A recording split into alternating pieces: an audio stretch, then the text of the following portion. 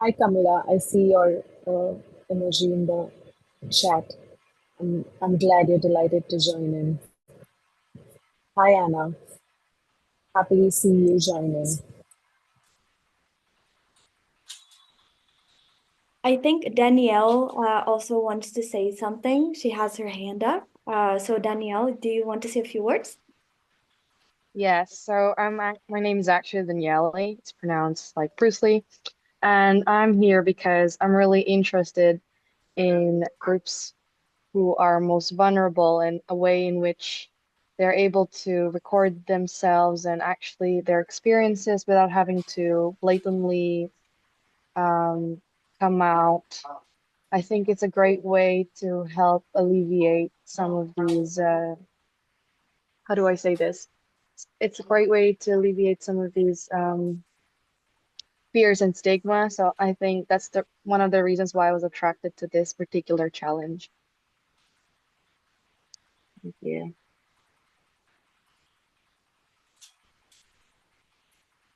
And thank you for your introduction. Hoping you enjoy the four sessions that we've planned.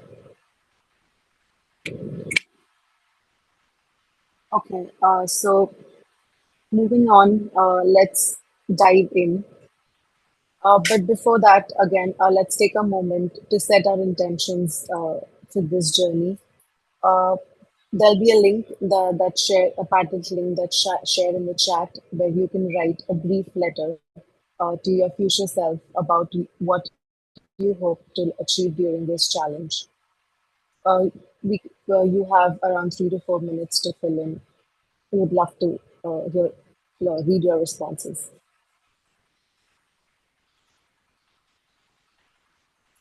It should look something like that when you click on the link. The link is shared in the chat. And if you don't know If how to anybody, use a Padlet, then on the bottom right-hand corner, you have a blue circle with a plus sign. Click on it, and it opens up a window. Maybe Shreya, can you do that so that people can see? Yeah. And you have the possibility of putting in a picture, an emoji, or even a GIF.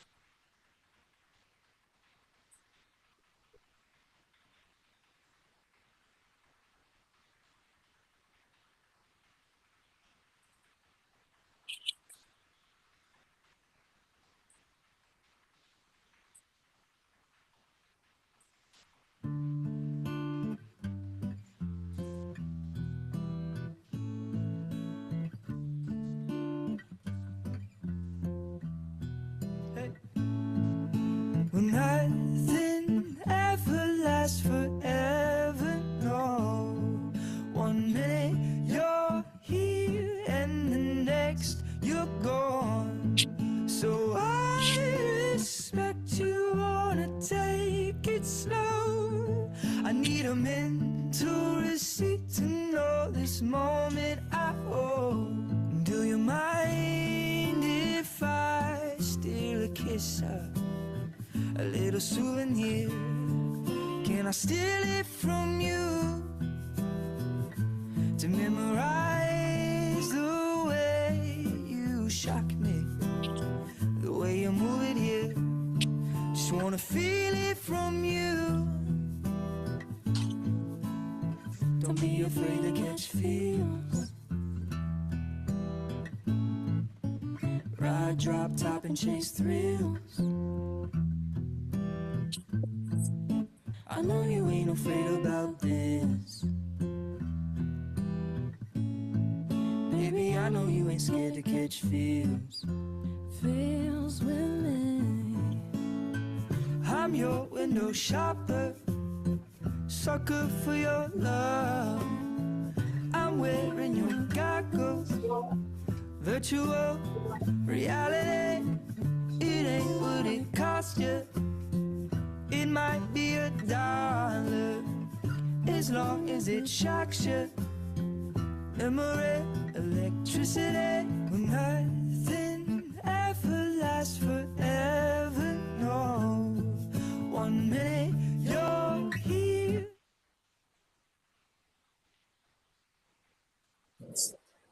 I see a lot of messages coming in on the Padlet, and it's good to know that everyone here has different agendas and different wishes for the to accomplish at the end of this challenge, and we hope we are able to help you with that. Okay, let's move on. Uh, I'll give you a short overview of our program. So, our program is built on three core principles: community engagement, ethical data collection, and creating positive social change through data driven solutions. Our agenda for today uh, will, will look something like this. We first introduce the team, then we do the letter to the future self, which you already have done.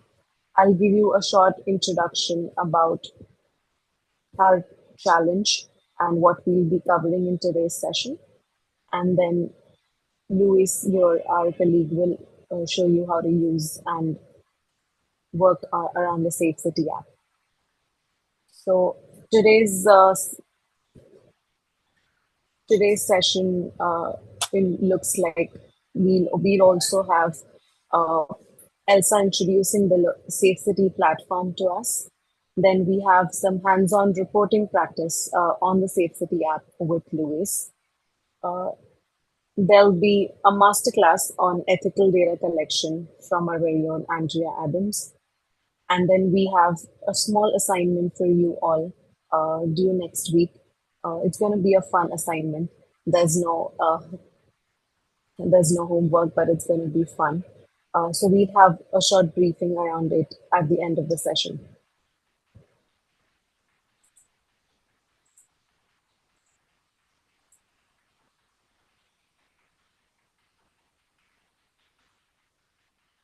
So let me go to the ethos for the challenge today. Uh, let me tell you, we respect everyone and everyone who's joined us, and from all the backgrounds and whatever professional and personal. So here are some ethos which we request you all to embrace for the next 4 weeks. So respect all let me read it out to you. Respect all persons in any global data challenge platform, be it the Zoom channel, the WhatsApp challenge, through email or the social media. No worries. This is a safe space for all of you, and no questions are too small or too naive to be asked. No prejudice or any harmful actions towards participants or the Red Dot Foundation global team members will be tolerated. This is a global community. Let's embrace all the cultural differences and take advantage of that to learn more from each other and understand and learn from their experiences. There's always space for empathy. Please, we request you to listen carefully or ask any questions before judging someone's experience. So, does anybody have any questions up until now about the challenge or what we're going to cover in the challenge, or how does today's session look like? You can raise your hands or put it in the chat. We'll be happy to answer.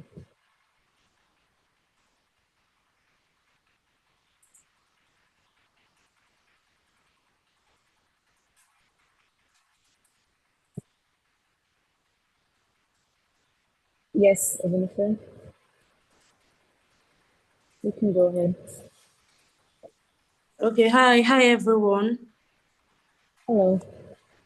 So I'm kind of still finding it hard to like to navigate the app itself and also the website, and kind of Oh, it's confusing. Yeah. Like the last app week I also. got a code. Yeah, I got a code from Lewis, but I still can't use the code and I don't know how things are being done, the collection of the data and everything. So I kind of need more light to be thrown on that, or emphasis. Yes, thank you for your question. As we progress in the session, we have Luis who's going to guide everyone on how to use the app and how to access the volunteer codes. And Okay. also, yeah, we'll guide you through the data collection process as well. So be rest Okay, assured. no problem. Thank you. No, no, no problem.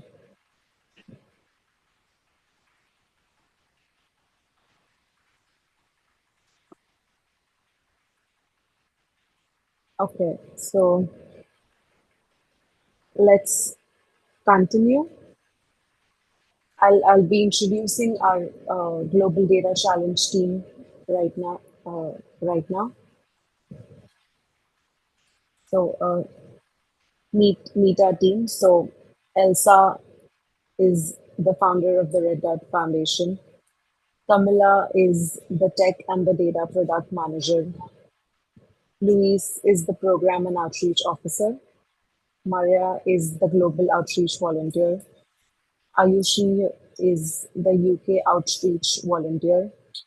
Fatima is the communications officer for the Red Dot Foundation in India. And myself, Shreya, I am a lead volunteer for the Global Data Challenge here and your host for the next 4 sessions. So before let's all thank the team for setting up the challenge and making it all possible for you to join in today. Before before I pass on to Elsa, who's going to enlighten us on her journey to the Red Dot Foundation, I'll give you all a short introduction about her. So, as I mentioned, Elsa is the foundation of the founder of the Red Dot Foundation and the Safecity platform that documents sexual harassment and abuse in public places. She is responsible for the strategic vision of the organization, business development, and public relations. Under her guidance and leadership, Safecity has become the largest crowd map on the issue in India and 17 other countries. Now, let's hear from the founder herself on her vision and mission for the Red Dot Foundation and Safe City platform. I'd Thanks, now like to Shreya. hand it over. Yeah, Hi, thanks, Elsa. Shreya. Everyone, hi everyone. Good morning from New York. Lovely to see all of you. I read all your messages in the chat and on the Padlet. I can see we have representation from different parts of the world, many different countries. I know English may not be your first language, so we have the recording. You can go through it. We will share all the presentation materials so that you can look at it as and when you need it. And I'm sure we are going to be there with office hours, so you can write to us if you have any problems. So I have a little presentation for you, and yeah, I'm going to tell you a little bit about Red Dot Foundation, and I want to say thank you for your time because you have multiple priorities, I understand, but you know, you're going to enjoy this data challenge. Yeah? Okay, so what do we do? Okay, I'm struggling a bit here. Okay. So our mission is ending violence against women and girls through education, advocacy, and crowdsourced data. And as you may or may not know, it's a global pandemic. Uh, it's of pandemic proportions because 1 in 3 women um, experience it, yet 80% choose not to talk about it. And what we are doing is currently making what is invisible visible. It's like going really quickly. So I just want to stop this and share again so that we don't have this rushing through. So when we talk about sexual and gender-based violence, we it's an entire spectrum of abuse from verbal, nonverbal, and physical forms, right? And yet it's something that is deeply personal and traumatic. Can somebody help me with this? Because it's just, Um, uh, when you present, you have to remove the autoplay. So it's going autoplay. oh, It's going really fast. okay. And how do I do that? Just share your screen again. Okay, 1 minute.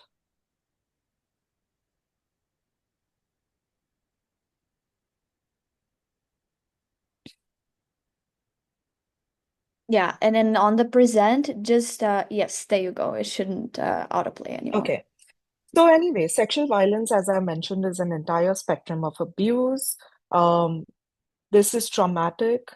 Sometimes people think it's very trivial and it's part of your daily routine, highly normalized, if you understand what I mean, whether it's commenting, catcalling, stalking, touching, groping.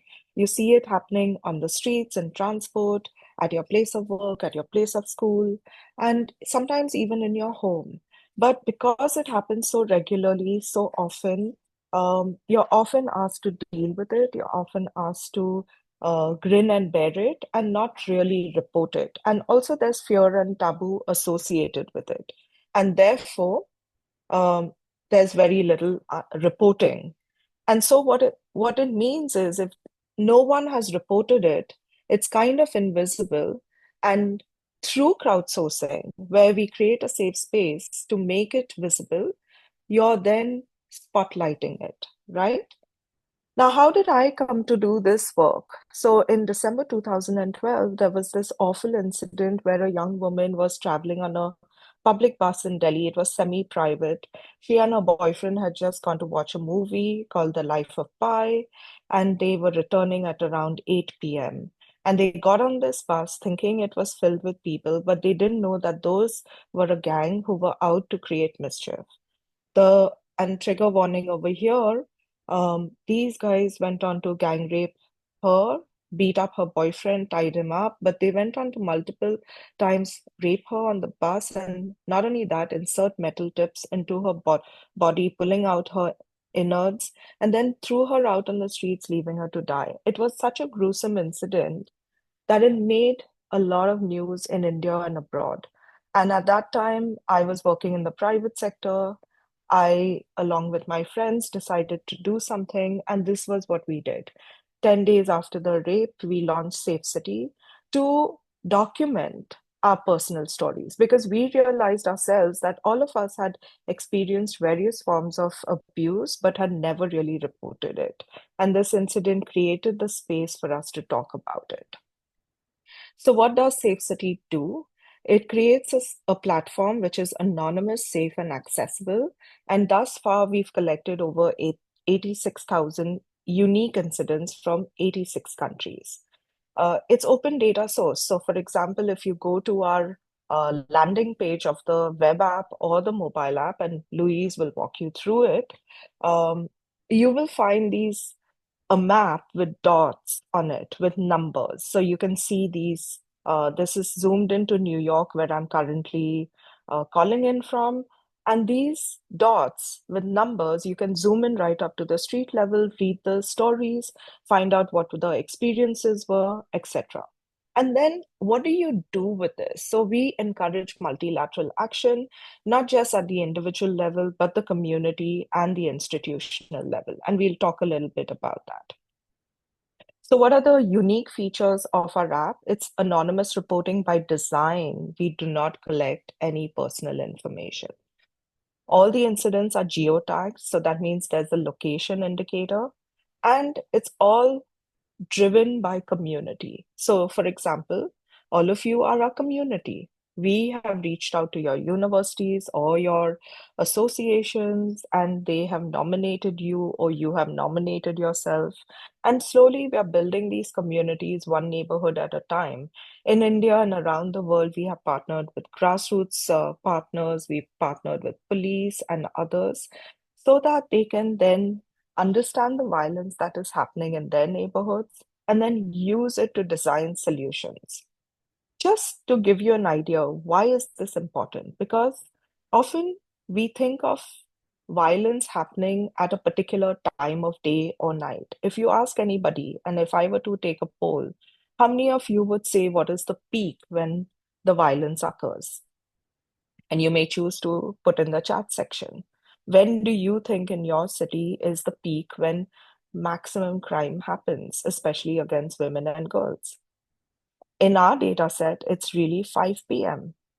Now, often when I tell people that, they have no clue. They said, oh, it's happening in bright daylight. Our second peak is between 12 noon and 2 p.m., again in the middle of the day. But this is because it matches the movements of people, or rather women and girls, in the daytime. And this is when the violence occurs. Of course, I already mentioned 81% of our survivors have not reported to the police.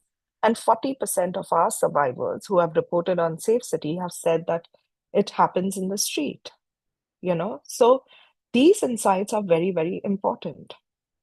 And so how do we work? We collect the data through our community, who then use the data and its insights to work with institutions to take action.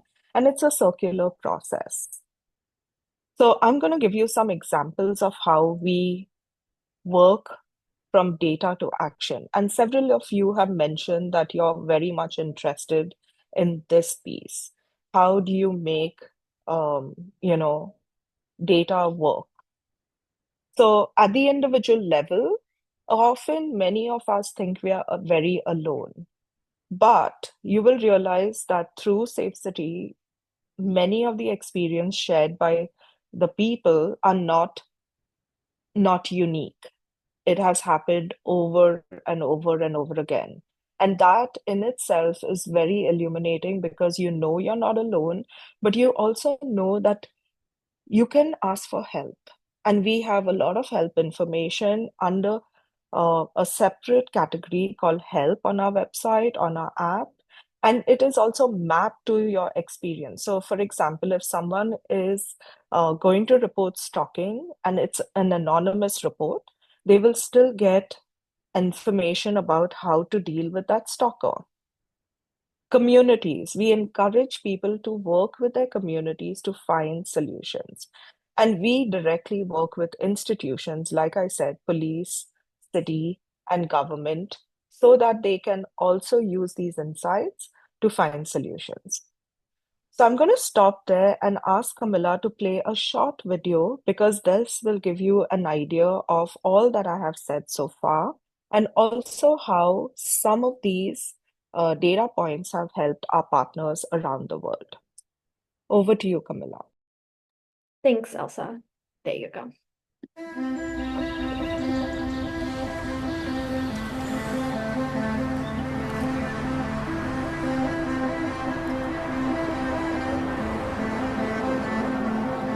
My name is Elsa Marie De Silva, and I founded the Safecity app. Safecity is an app that allows for women to report incidents of gender-based violence. That data is collected, organized, and distributed, helping women to make safer choices in their cities. Through the Vital Voices network, the Safecity app has expanded to 12 countries. Hi, I'm Maya Tamayo. We are based in Quezon City, Philippines.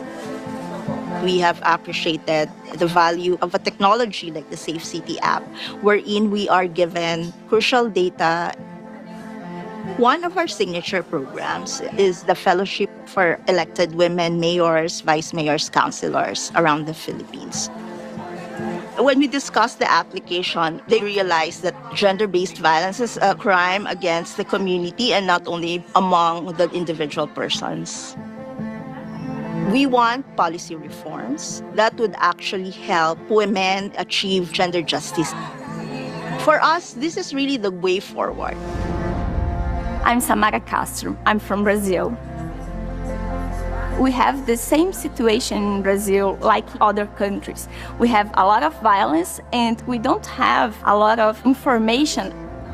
So I try to connect different organizations with the Safecity app and show how it's important we have this kind of collective action. My name is Jenna Nyango. I'm from Kibera in Nairobi, Kenya. Creating a safe space for young girls to have someone to talk to is very, very important. And when Elsa shared about the app, I loved it so much because initially I'd started a platform we call the Talking Boxes. Talking Boxes is about installing boxes in schools and encouraging kids to write whatever they want to share and they put into the boxes. And then we organize forums for these girls to talk about themselves. Report sexual harassment. In Kibera, not everyone have access to mobile phones. So with the Safecity app, we have to get a way of collecting reports. So we use the talking boxes. This app has helped us to provide data for national review reporting. People within the communities, they are connecting reality to research. And that is the only way that we are going to have sustainable development. Collective action is the only way that we can push the needle and make a difference.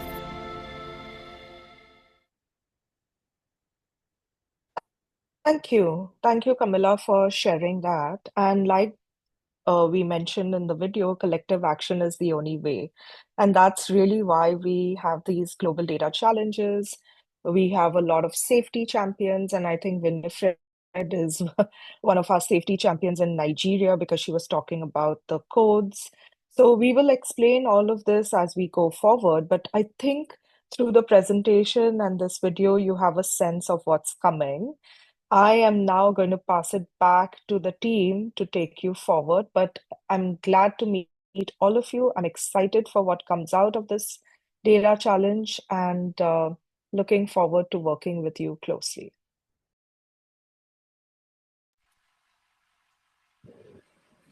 Thank you so much, Elsa, for this enlightening presentation and guiding us through your personal journey and how Red Dot Global Foundation and Safe City came into being.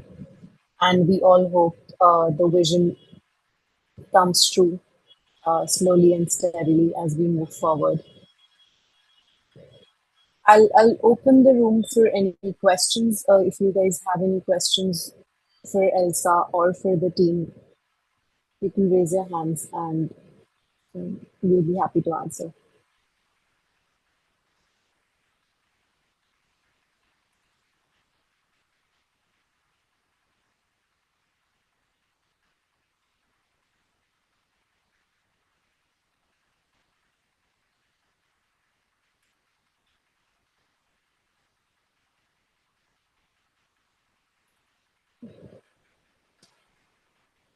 We'll move forward with our session for today. If anybody has any questions, even later on, you can put it in the chat. We'll try and answer them. Okay, so moving on, let's now understand how the Safe City app works and how the data collection process looks like. So Luis, our team member, will help us guide through using the using of the Safe City app and also guide you about the volunteer codes that you might have received. But before that, again, let me introduce you to the contributions she's making to the team and the work she's been putting in. So she's, as I mentioned earlier, she's our programs and outreach officer who works on local and virtual projects to combat gender-based violence. Currently studying international economic relations, she aims to pursue a career in activism and advocacy, striving to ensure a more equitable world for the minorities. Lewis's experience as a Black woman inspired her to study human rights and led her to work with the Red Dot Foundation Global in implementing the Safecity app, which geographically maps cases of gender-based violence to create safer cities. Handing it over to you, Lewis. Thank you, Shreya. So welcome everyone. It's really exciting to have all of you here participating in the Global Data Challenge. Thank you for taking interest in it. Like Shreya mentioned, I will be going over the Safecity app, the website with you guys, but you can download the app to your phones as well, and explaining how you can report a case of gender-based violence there, or for you or your someone that you know. Next, please. So, like I also mentioned, the Safecity app is anonymous, an anonymous, safe, and accessible way to report sexual and gender-based violence. We have more than 50,000 unique reports right now, and more than 80,000 instances registered in the app. This is an open source data visualization and analytics that helps explain the problem at a local level. So in the app, you can look at the data at a street level, so you know exactly what is happening, where and when. And all of this information allows individual awareness and action, community engagement, and institutional accountability. And like I mentioned, you can zoom to the street level to know where everything is happening. You can go to the next, please. So how do we make crowdsourced data useful? Like in Elsa's presentation, she mentioned we work with individuals, communities, and institutions. Each of them can have access to the data and they can use it in different ways to make their cities and their urban spaces better. So for the individuals, they can make better choices regarding their own safety because they have access to the open map in the Safecity platform. They can understand what is happening around them and they can be safer and be more conscious of the patterns of gender-based violence around them, and also leave safety tips in the app as well, so that other people can have access to information and guide their routines better. For the communities, they can rally themselves around the issue and demand for better accountability from institutions. So all of the data that we get comes from the communities and we give it back to them in the form of insights so they can come up with solutions and interventions to implement in their communities to make it something that they can work around and improve their surroundings, and also demand better accountability from institutions, governments, and other stakeholders that can be responsible for making cities safer. For institutions, they have a new data set to work with and cultivate better relationships with the community. We all know that data about sexual and gender-based violence is lacking a lot because they usually come from official reporting mechanisms like the police. So having data that comes directly from the community helps us bridge that gap and helps guide institutions in their work so that they can make the city safer, and also to create better relationships based on trust with the community that can know that the institution has the data, the real data about gender-based violence around them, and that they are doing something about it. So right now I will open the Safecity platform and share with you guys how to do data collection. So I put the link in the chat, you can access it and go over it together, but I will share my screen now. Thank you. So that we can look at the platform. So this is the Safecity website. This is the homepage where you can see we have the map here. You can navigate it around and look at all the data that we have. So let me zoom out. We have data from all of the continents in the world, and we have data that is open to anyone. So if you want to take a look at it, you can just click on the data point, and you will see the data pop up here. Let me go to another one. So you can see the type of data that we have. So we have categories, and we'll go over them during the filling out the share instant. But you can see that we have the type of case that happened, that we have the location, we have the date and time, and you can also view more details here. So you have description of what happened that is filled out by the person sharing the instant. You have the location, the date, and the time, so that anyone can go come here and look at it. And we also have another tab for safety tips. So you can also leave tips for people. So for example, if you know of some place in your city that is unsafe, that doesn't have good lighting, or that it doesn't have much traffic, so it gets kind of dangerous to walk around, you can leave safety tips here. So it's the same kind of information as the report, so anyone can know about the safety tip that you leave.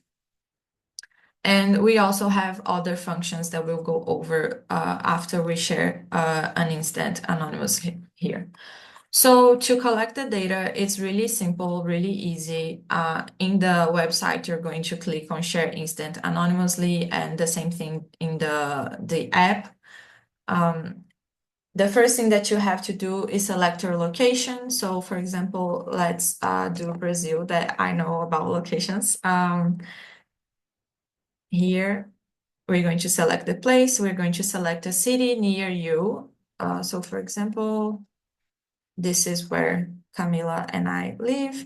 And then you can select your language. We have more than 10 options here, so that we make it more accessible to everyone. So let's go with English now.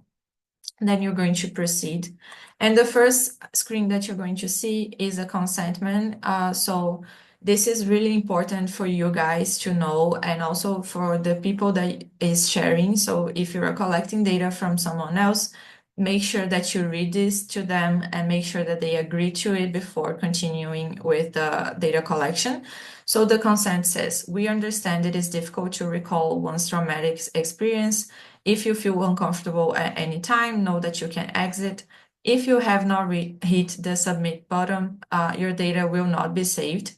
Even though you are sharing your experience anonymously, we need your consent to include your experience in our database of crowdsourced data. So like this says, we are collecting anonymous experience, but stories, but this is about a very delicate subject. So you have to make sure that the people that are sharing knows that they can opt out of the Safecity app and website at any point if they want to. They do not have to finish the reporting if they are not comfortable with it. But if they agree, you click on consent, and then you can go to the next. And you also can view the privacy policy for the Red Dot Foundation here. So let's continue. After that, you're going to choose who are you sharing for. So in case you are reporting for someone else, please make sure you answer the questions on their behalf. So you, like I said, you can share a story that happened to you or to someone else you know or you talked to. Just make sure that they give you consent to do it. So let's go ahead with myself. The first question is, how old are you? In case you are reporting for someone else, please make sure you answer the questions on their behalf again. So let's put here the age. Then we ask for their gender, and we have male, female, and gender non-binary here. This is important so that we understand the demographics of the survivors that are sharing their stories in the app. And then we ask, can you tell us what happened? Here is where you're going to describe the case of gender-based violence that happened. So for example, Let's say that I was doing a run this morning and someone made a comment about my appearance or made me feel uncomfortable during it during the time. So this is where I'm going to explain what happened. And well, I'm going to enter here as a test, but this is where you can describe everything that you think of. So, you know, you can be as detailed as you want. And then you're going to go to the next question. The next question is about when this happened. So you're going to select a date. You can open the calendar here and choose the date that this happened, and you can go back if you need to. So if it's not about today, you can go back in time here in the calendar and choose the date. We can do retroactive sharing. And you can also say that this is an estimate. So if the person sharing or yourself doesn't remember exactly when this happened, you can choose a date and say that this is an estimate and this is going to be registered in our database. Then we ask what time that happened. Like the previous question, this is you're going to select a time, so the hour of the day that it happened, and you can also choose a time range. So let's say it happened during more than, you know, just in passing. You can select here the time and do it as a time range. And like the previous one, this can also be an estimate if the person doesn't know exactly when it happened. So let's say that it is 10. Okay. Okay. Then we go to the next one. What type of sexual violence did you experience? Select all that apply. So these are the categories of sexual and gender-based violence that we map out in the platform. And this information is to help us understand the incident better. We have a really big range of things that can be selected here, including things that may not be considered a crime or that you can do an official report in your country or in your local police, for example. We go from commenting and sexual invites all the way over to human trafficking. So we have rape, sexual assault, domestic violence, stalking, taking photos without permission, touching or groping, commenting and sexual invites, human trafficking, chain snatching and robbery, physical assault, ogling, facial expressions or staring, indecent exposure, masturbation in public, showing pornography without consent, online harassment, and others. And here you can choose more than one option. So for example, let's say commenting and touching and groping. And if you choose others, later on, you have to explain what others mean. But let's go with touching, groping, commenting, and sexual invites. Have you reported the incident to the police? So this question is important so that we understand how many of the cases that we received are also reported in official mechanism, because like I said, we have a really big gap between the cases that actually happen and the cases that get registered as a official report. So you have the options of yes, I did, I will in the future, I'm not sure if I want to, no, and I tried. So let's say that I'm not sure if I want to. Then we have, do you feel any of the below led you to being attacked? Select all that apply. This is about the victims and the survivors' understanding of the reasons that can have led them to being attacked. So the motive behind the perpetrators' actions.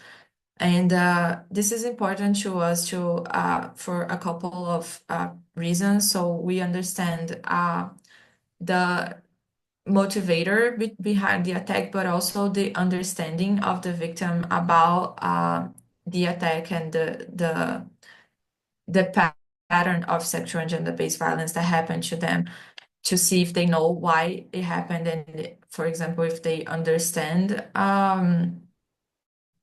what led to you being attacked. and being a victim of sexual and gender-based violence. So we have my gender, because the harasser wanted to intimidate me, because the harasser wanted to sexually assault me, my level of education, climate change, my migrant status, my sexuality, perceived sexuality, my ethnicity, race, or caste, my disability, minority status, my religion, or other, and you have to specify here other. So let's say, for example, like we were thinking, I was out on a run, so let's say my gender, and because of my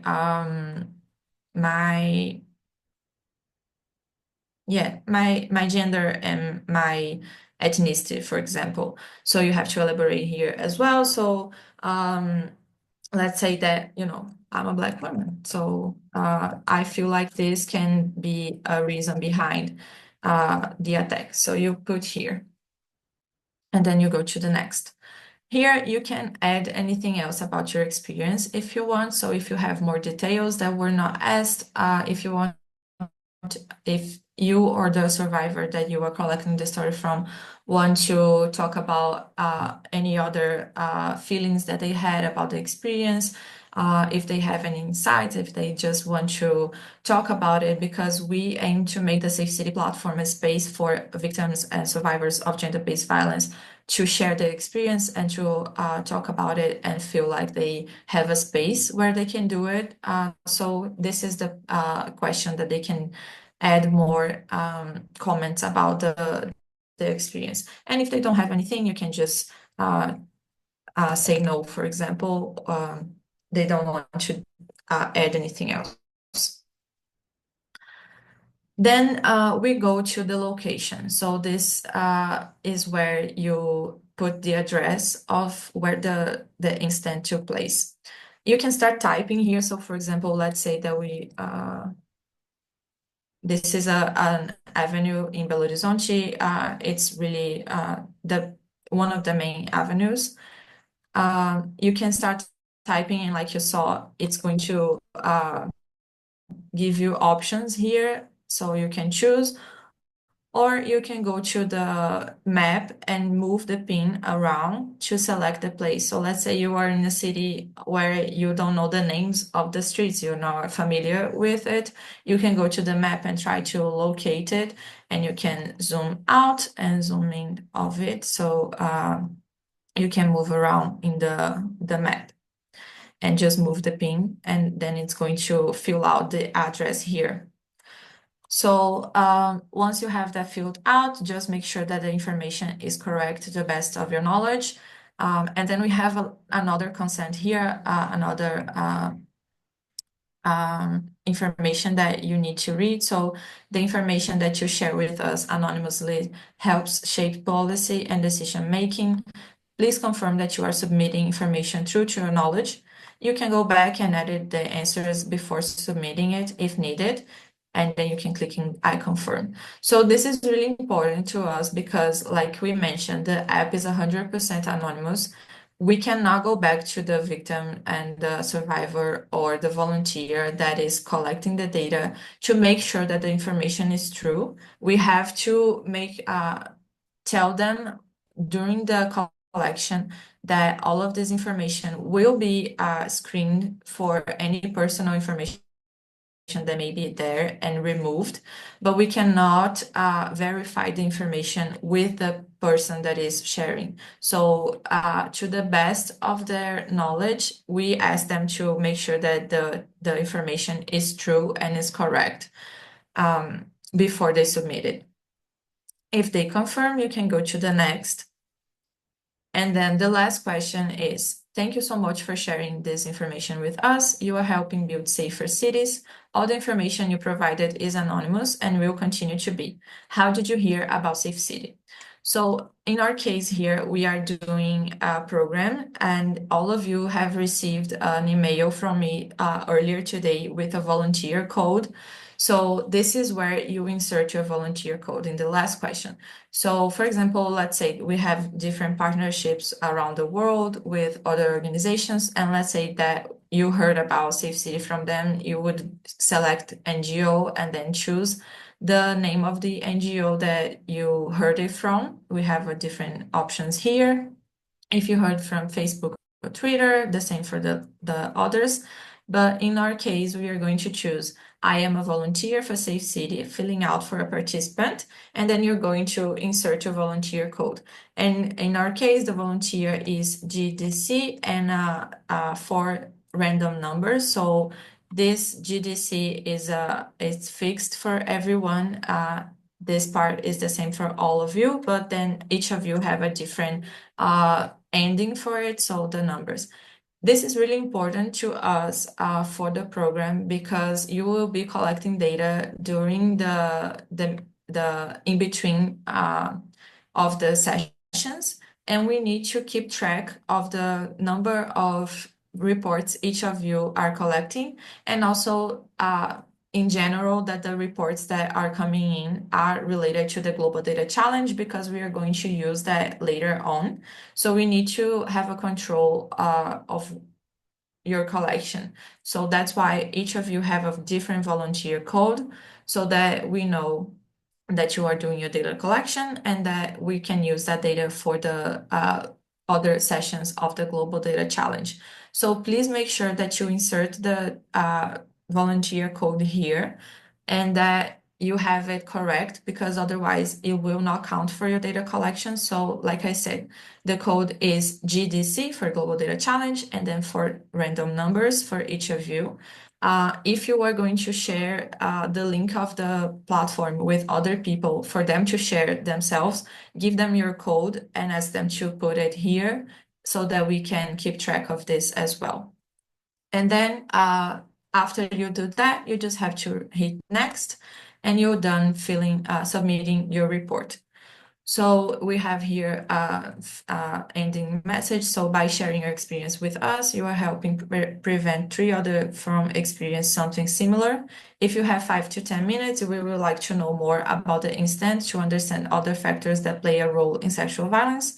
By answering a few questions, you will help us build safer cities. So this is asking for the person sharing to fill out a secondary form. This is not mandatory, but if people have the time and if they consent, you can go to that. So you would click in, yes, I want to help. And if they don't want to do it, you can click no, I would like to exit. So let's go here so that I can show you the other functions of the platform as well. So because we chose commenting and sexual invites and touching and groping, we have some useful information regarding these 2 categories of gender-based violence. We have the helpline numbers. So for Brazil, we have the police number here, but for the other countries, we have that information as well. And we have a couple of other information that we can access. So we have view hospitals near me, view police stations near me, and more legal resources. If you click in view hospitals or view police stations, you're going to go to another page where you have to choose a location. So let's say Belo Horizonte again. The city that you are in, for example, you put it here, and then we are going to choose again the location of where you are at, because we don't collect geolocation as well. You have to choose in the map. So let's move the pin around. Okay, it doesn't want to move right now, but you can move it like the other map. After you choose the location, you're going to go to next, and it's going to give you a list of hospitals, in this case, near you. Let me reload my page because my connection is a little slow today.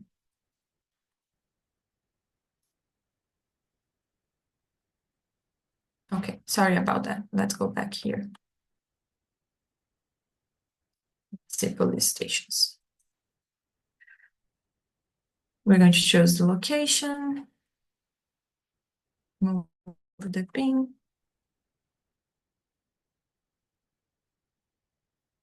Okay, I think it's a problem with my connection. I'm sorry about that. But here it's going to show a list of police stations or hospitals near you if you want to get more help, if you need emergency help in that moment. So you can come here and look for it. And then we have the other function that are the legal resources. So let's go back to this page. Here you will find laws, and it's in Portuguese because we chose Brazil.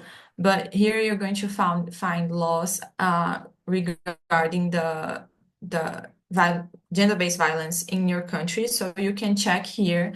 And for example, let's say that the person that is sharing the story wants to go to the police but doesn't know exactly what category of gender-based violence it falls on in regarding the law. They can come here and check that before going so that they are more informed, or even if they just want to know more about what happened to them. So this is basically how you share an instance on Safecity. I will give you guys the floor to ask questions. If you need anything, if you understood all of it, if you have any questions, please feel free to open your mics or put it in the chat. So may I ask everyone to just who understood and could use the platform to just send a reacting emoji so that we understand that you're ready to do your weekend assignment?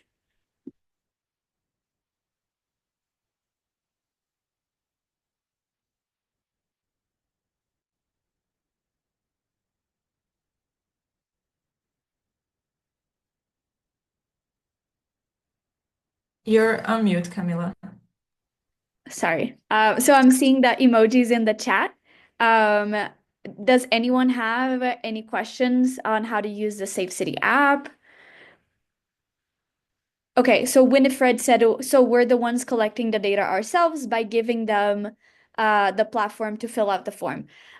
We will talk about that in a little bit with Andrea's presentation, which I want to really get over to her and Shreya again. But as Louise said, you could either fill out to a person, you could talk to someone and say, hey, do you mind sharing with me? And then I will input this in the platform. Or you could post on your social media story and say, hey, have you experienced something like this? You can log in into this platform, use this code, and then you can ask your friends to fill out. You can fill out for yourself. It's very open as to how you want to do it. Andrea will also talk about a little bit about bystander reporting. So if you have a question, or if you are sitting in I remember a little bit before someone in the chat said that in London, one of the peak hours might be the tube hours and the rush hour. So if you are on the tube and if you see something happening, you could also report that, and then just make sure that every single time you put your volunteer code that Louise shared in the chat, so on email, so we can track that information. Any other questions that we might help you guys with?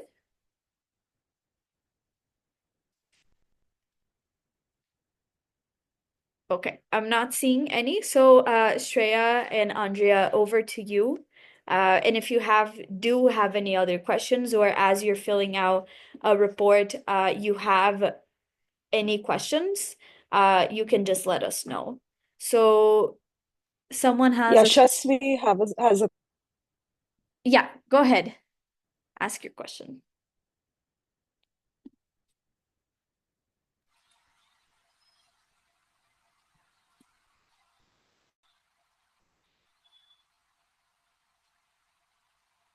I think that we can put the questions in the chat and I can answer while we move forward.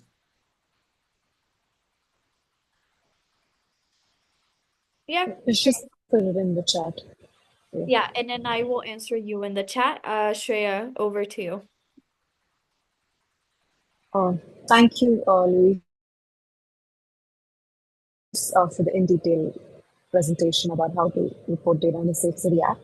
Moving on, the the awaited masterclass from Andrea Adams. I'm excited to introduce our guest speaker for today's masterclass on ethical data collection, Andrea Adams, who is also the director of the Red Dot Global Foundation. A bit about Andrea's background. She is a skilled professional with extensive business and industry experience.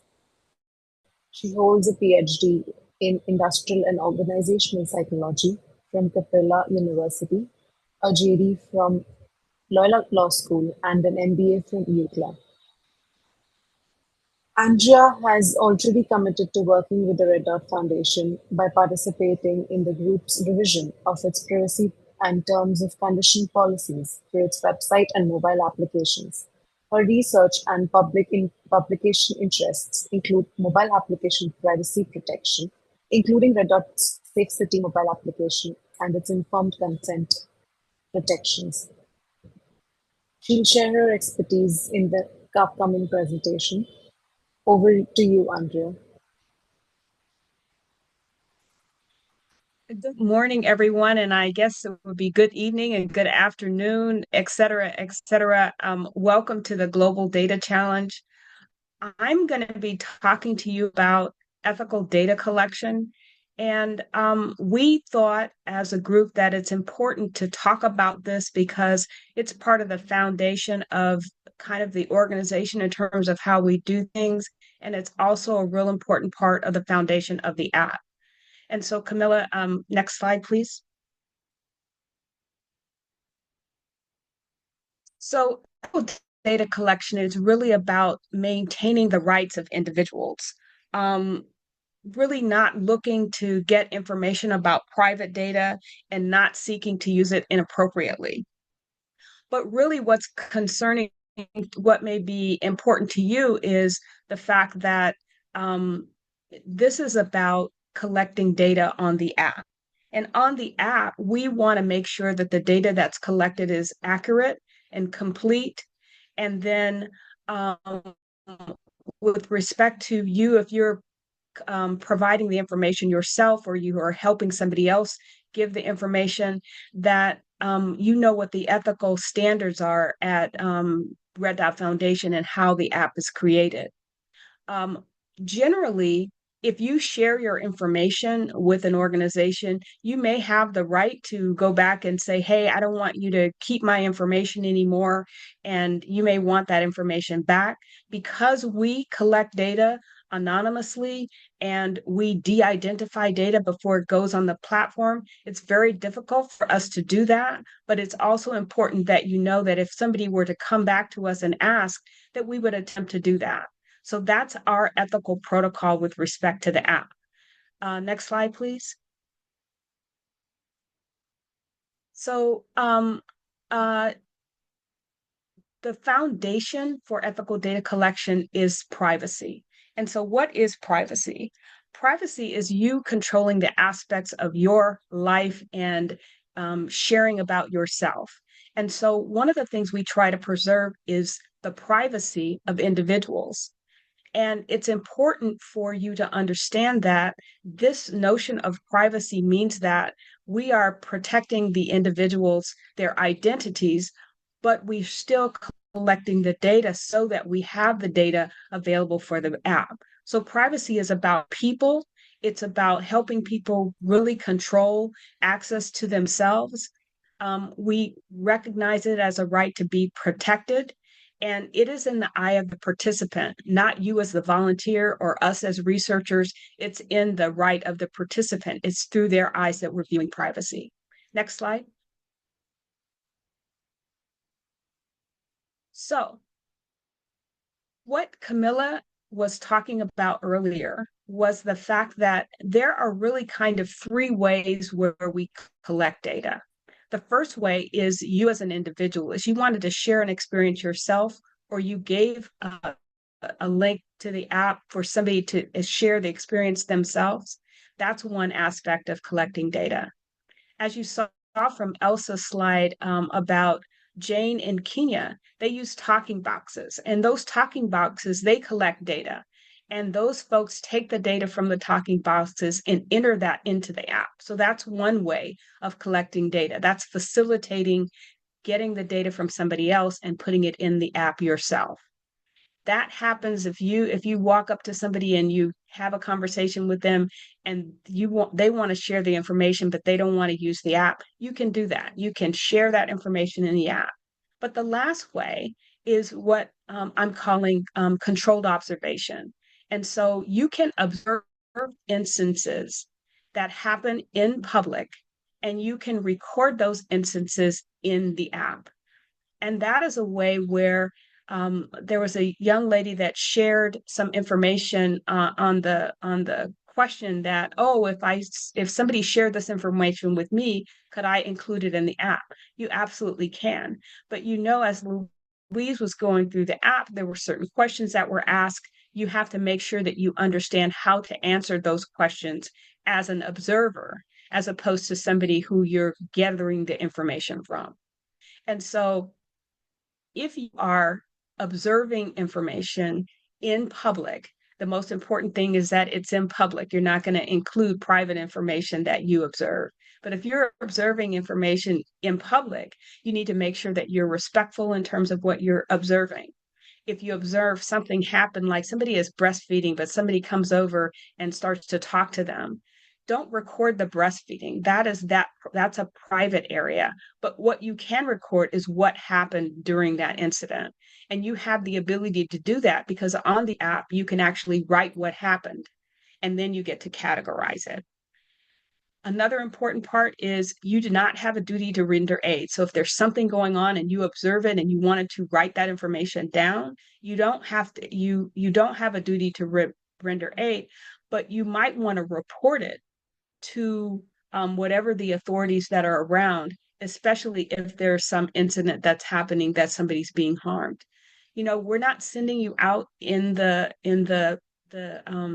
community to act as police officers. What we're doing is we're asking you to collect this important data so that we can make these spaces safe in the future. Okay? Remember, the privacy is in the eye of the participant. Next slide, please. So a bit about confidentiality. One of the things about the app is we maintain the confidentiality of individuals who report on the app. This includes the people that we observe. And so the app has an informed consent process to get people's permission for the data that's being shared on the app. And once we get their permission, then our responsibility is to keep that information confidential. Why is that? Because what we're trying to do is make sure that we don't identify people that report on the app. That if some big incident occurred and it was on a street corner and we got too much detail about that, somebody might be able to look on the app and identify the individuals. And that's not what we want to happen. And so one of the things about the confidentiality of what we're doing on the app is we're keeping that information confidential so that we don't identify individuals who are reporting on the app. And we're also maintaining who has access to this identifiable data. So to the extent that there is data that's identifiable, our team actually scrubs the data before anything goes onto the app. Next slide.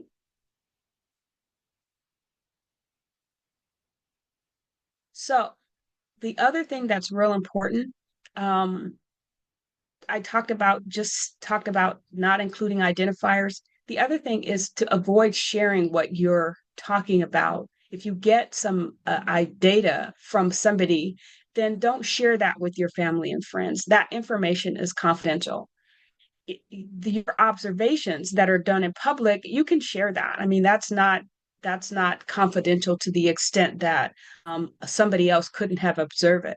But as a volunteer collecting information on the app, what we want you to do is really be thinking about this in terms of people's privacy and in terms of confidentiality, so that you're not spreading information about individuals that you observe or individuals that share information with you. This data that you collect is confidential. Next slide.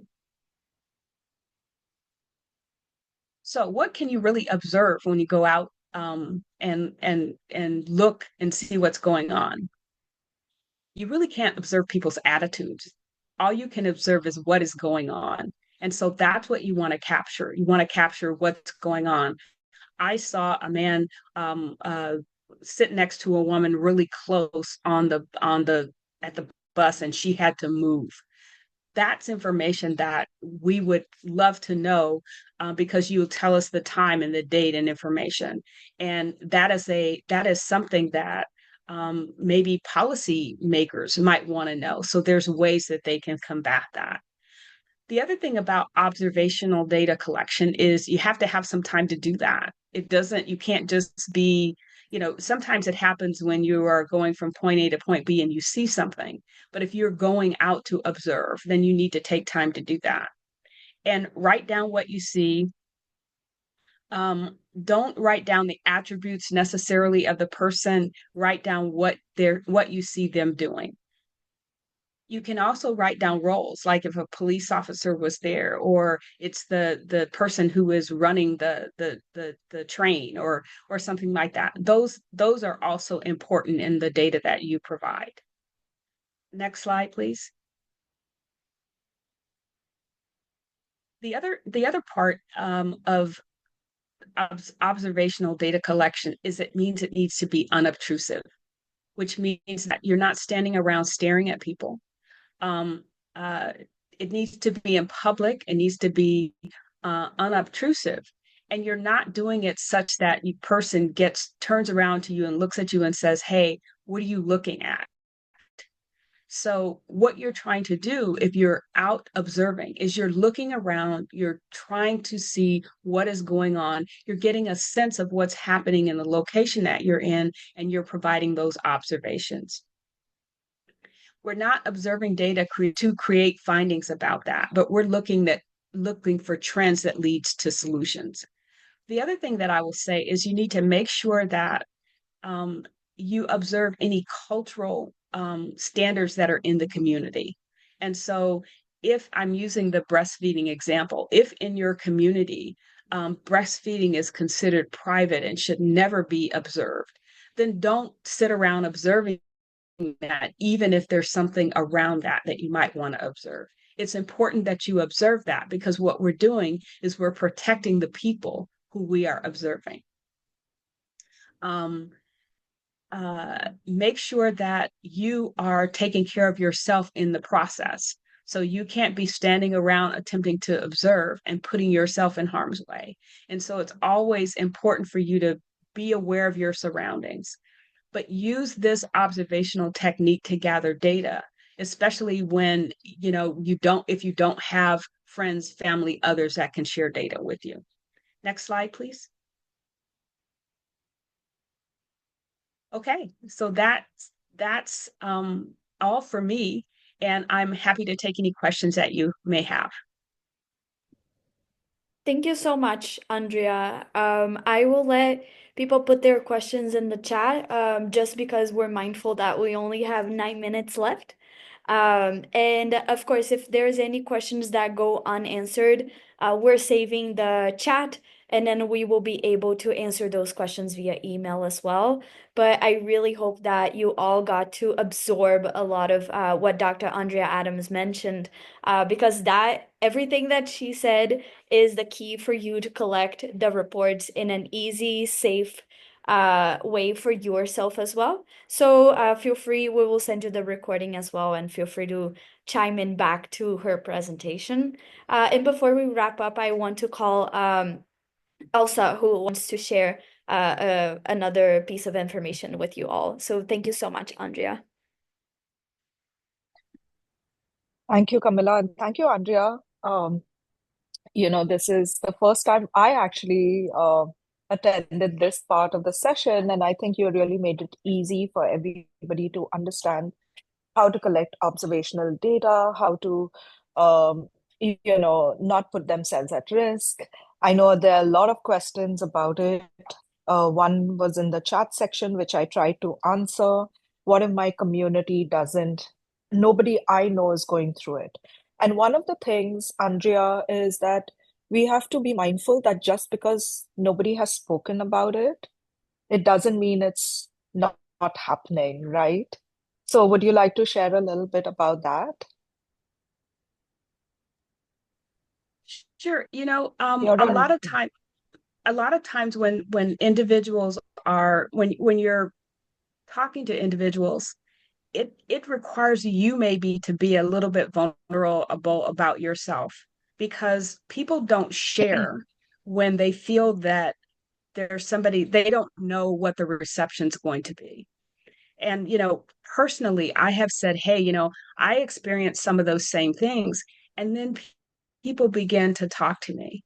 And so if this is something that you're doing, share with them, hey, I'm working to really try to help um, uh, in gender-based violence, and you wouldn't call it gender-based violence, but in problems that women experience.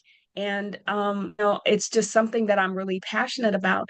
And then people are often willing to share with you, and you don't need to put them on the spot. You can capture that information, and then you can enter it in the app later on. It's not something you need to do, but you need to be a bit vulnerable to allow people to feel like there's some safety in them sharing the information. It's very important for those connections to be.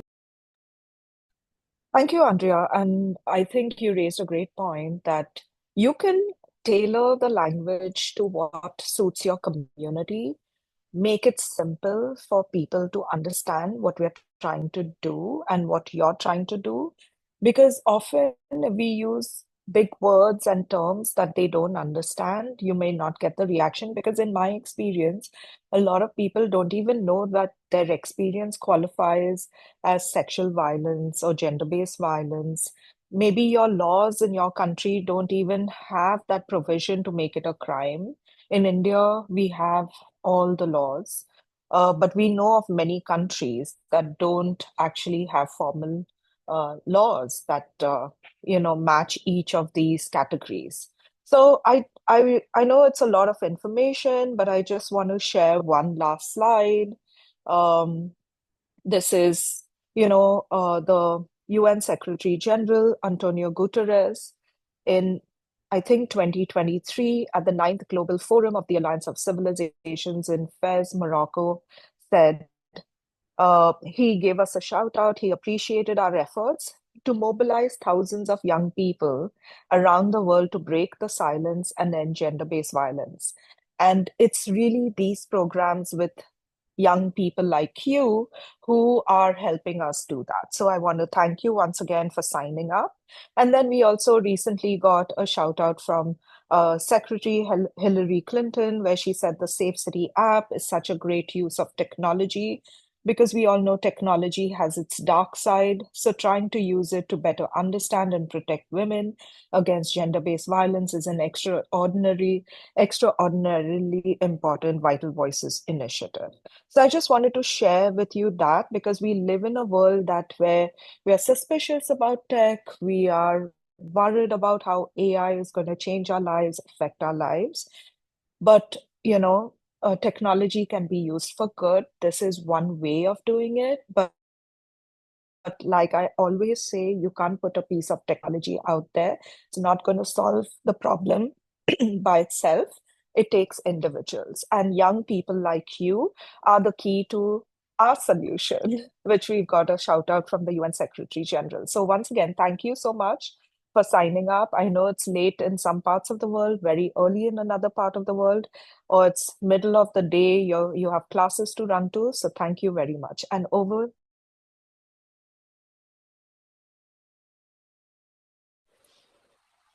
Thank you, Elsa, and thank you, Andrea, for this insightful conversation. So, quickly before we wrap up today's session, this is a small assignment, small activity that you guys get to do for the next week. So, firstly, we would love for you to join our WhatsApp group. The link is shared in the chat so that we can stay in touch and answer your questions and work on the assignment together. The second part is you can introducing the Safecity app in the community. you use any form of communication you like. Speak to friends, talk to people in your colleges, universities, uh, in your family, as and when you like. So the goal for the next week is for you to collect around 10 to 15 reports and speak to people about the Safe City app and about the importance of the data that we're collecting, and uh, raise awareness. Uh, yeah, that's for the app. And if anybody has any concerns about the assignment, we are please feel free to reach out to us in the WhatsApp group. You can also reach us through the email. We'll be sending you the details of the assignment over again through the email as well. Okay, finally, thank you so much, all of you, for your active participation today. And we would love to see you in the next session where we observe and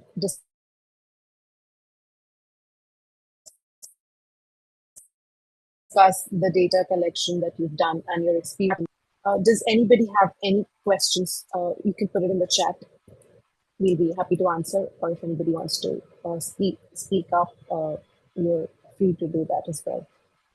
So I just wanted, Shreya, thank you so much for that, and thank you for going over the assignment. I think it will be great for everyone. We had a question in the chat from Joy Veen that also talked about, so basically the assignment for what's the assignment for next week and how is the challenge going to progress. So I just wanted to just go back and circle back on that. So as Shreya mentioned, this week your assignment is to collect 10 to 15 reports and talk to 20 of your friends about Safecity.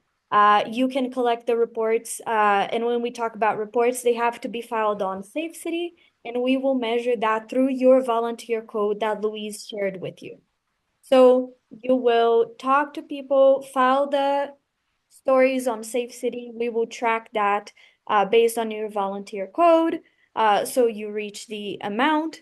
And next week, we will come back and we will start to analyze the data that you collected. The whole idea of the Global Data Challenge is to collect reports and understand the issue of gender-based violence in your local community, analyze that, and then through the final weeks of the challenge, 2 weeks from now, and then in the final week, we will be talking about how do we make our communities safer by looking at the data that you collected. And that's why it's so important for you to collect the reports. We will be engaging with you through the WhatsApp group, so make sure that you join us there. Feel free to talk about your experience there. We're sharing stickers and emojis, so it's a very good space to be. And there's also a question on what's the most important thing to carry out good observational research. What would you recommend for the topic of for example, psychological damage to university students? So we talk about, so on Safecity, as Louise mentioned, you will file individual stories, and then we can definitely talk about the psychological impacts. You can as Elsa said, you could read some of the reports, see the categories, and have more ideas. But remember, we're collecting not only about physical violence like domestic violence or sexual assault, but we're also talking about catcalling, ogling, stalking, taking photos without consent, online violence. So please feel free to look at all of the categories that we have there. There's also space for others, as also is mentioning in the chat, if the category does not really match. But remember that we're a gender-based violence platform, so animal abuse does not fit into any categories. Traffic violence, if it's not gender motivated, it is not included in any of our categories. So we're talking about unsafety in terms of gender. And Jerusalem, I hope that helped answer a little bit of your question. Just explore a little bit more about how do you go about talking to people? You can talk to your friends, you can inform them about what sexual and gender-based violence is. As Dr. Andrea Adams also mentioned, you could talk to them about, the different types of violence. One thing that Louise and I really like to do is talk about catcalling and commenting and say, I get so tired sometimes of just hearing comments about my body when I'm in public transportation. Have you faced something like that before? And then the person will reply to you and say, yeah, actually, last week. Or no, it hasn't happened to me, but I know someone. And then you will go, okay, so we're doing this data collection. Do you mind filling out this form? That's a good way to approach someone. Or you could, as Andrea said, do observational data collection as you're observing a situation and you can report to that third party. But remember that we have all of those aspects. So, with that, I know that we're a little bit over time, but please feel free to drop any other questions that you have for us on the WhatsApp as well. Any final comments, questions, that anyone would like to say at this moment?